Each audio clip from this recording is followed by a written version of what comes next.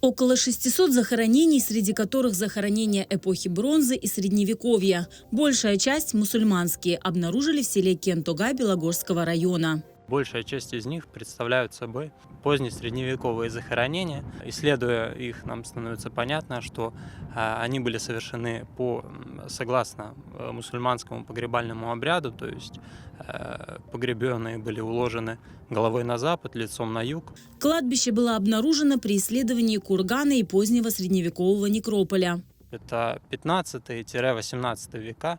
Инвентаря практически нету. В некоторых случаях очень редко встречаются кольца и серьги. Видимо, забывали снимать. Ну и в двух случаях у нас встречалась монета. Одна монета середины 16 века. Башташ, то есть надмогильных плит, на могильнике не обнаружено. Да, в некоторых случаях у нас фиксируется каменная наброска над могилами. А в некоторых случаях также у нас вот есть следы дерева, то есть были какие-то гробовины. Несмотря на то, что на этом могильнике, на этом некрополе все как бы погребения, они однообразные, у нас встречаются некоторые отхождения от мусульманского погребального обряда. То есть есть несколько случаев, когда рядом с погребенным были уложены кости животного. То есть видим отхождение от норм ислама, какие-то остатки доисламских верований.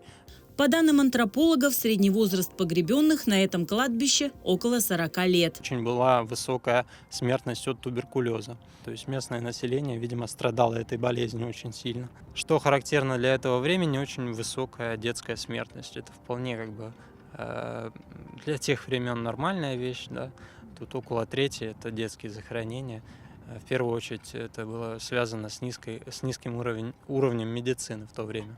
Найденные человеческие останки исследуют антропологи. После исследований они будут перезахоронены. У нас появится как бы возможность реконструировать жизнь обычного населения.